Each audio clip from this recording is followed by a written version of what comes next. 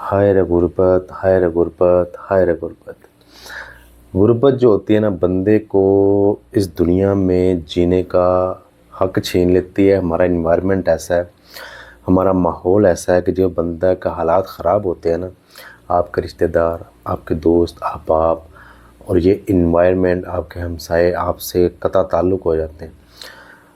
آپ کو اپنی شاید فیملی فنکشنز میں کوئی نہیں بلائے گا، آپ کے ساتھ بیٹھنا کوئی پسند نہیں کرے گا، آپ کے ساتھ کوئی کھانا پسند نہیں کرے گا، آپ کے گھر کوئی آنا پسند نہیں کرے گا، اور اس بندے کو اتنا کرٹیسائز کریں گے، اتنا کرٹیسائز کریں گے، مینٹلی طور پہ اتنا کرٹیسائز کریں گے کہ بندہ جو ہے نا سوسائڈ کرنے کے تھاٹس آنے شروع ہو جاتے ہیں۔ کچھ لوگ سوسائڈ کر لیتے ہیں، کس کی وجہ سے؟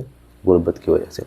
ایک سیم یہی واقعہ ہوا ہے کہ مسرت نذیر صاحبہ، آپ نے سنا بھی ہوگا ان کا نام، بلوچستان سے ان کا تعلق ہے، اور وہ بیچاری بیوہ تھی، اور ان کے گھر کرائے کا گھر تھا، اور گھر کا رینٹ دینے کے لیے ان کے پاس پیسے نہیں تھے، اور مالک مکان جو ہے وہ ان کو تنگ کر رہا ہے۔ مالک مکان ان پہ پریشر ڈال رہا ہے، بھائی مجھے گھر کا کرایہ دو، مجھے گھر کا کرایہ دو، ورنہ میں آپ کا سامان اٹھا کے باہر پھینک دوں گا۔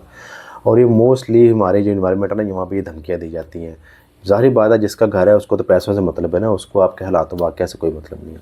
تو اس بی بی کا، مسرت نذیر کا جو بھائی ہے، ماشاءاللہ وہ ایک صاحب حیثیت شخص تھا، لیکن اس جناب نے اپنی بہن کی ہیلپ کرنا مناسب نہیں سمجھا، اور اپنے ماشاءاللہ ایک دن اپنی بہن کے گھر آیا، جی مجھے اجازت دیں، میں جا رہا ہوں 8ویں عمرے کے لیے، دعا کریں کہ اللہ تعالیٰ میرا عمرہ قبول کرے۔ اس نے کہا، بھائی میرے گھر کے حالات خراب ہیں، میں نے گھر کا کرایہ دینا، گھر کا راشن لینا ہے، میرے بچے بھوکے بیٹھے ہوئے ہیں، تو آپ عمرے پہ جا رہے ہیں تو آپ میری تھوڑی سی ہیلپ کر دیں۔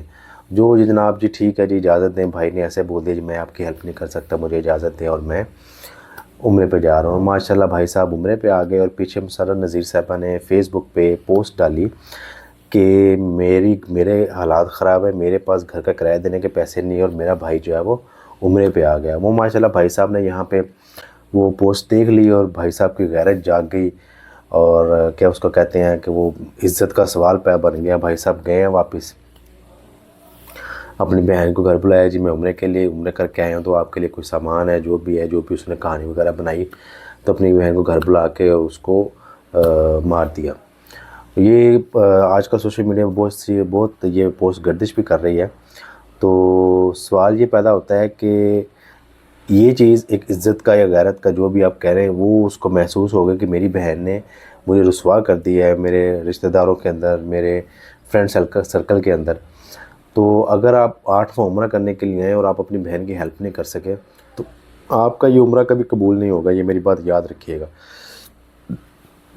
آپ لوگ عمرے پہ عمرہ کر رہے ہیں، عمرے پہ عمرہ کر رہے ہیں، اللہ کے بندو، آپ کے ہمسایوں میں لوگ ایسے ہیں جو بیچارے بھوکے بیٹھے ہوئے ہیں، جنہیں ایک وقت کا کھانا نصیب نہیں ہے۔ آپ کے رشتہ داروں میں ایسے بندے ہیں، اور بھی آپ کے جو ایریا ہے وہاں پہ ہم نظر دوڑائیں گے تو بہت سارے ایسے لوگ ہیں جو بیچارے ایک وقت کا کھانا کھانے کے لیے ترس گئے ہیں۔ بہت سارے مریض ایسے ہیں جن کے پاس میڈیسن لینے کے لیے پیسے نہیں ہیں، اور آپ لوگ عمرے پہ عمرہ کرنے کے لیے آ رہے ہیں۔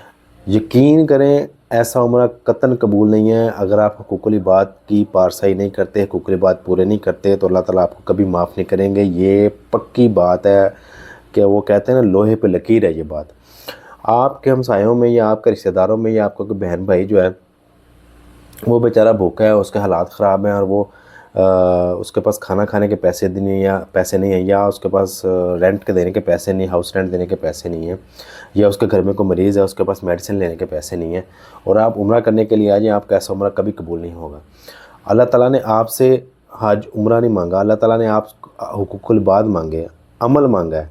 وہ کہتے ہیں نا، نیتوں کا دارمدار، اعمال کا دارمدار نیتوں پر ہے۔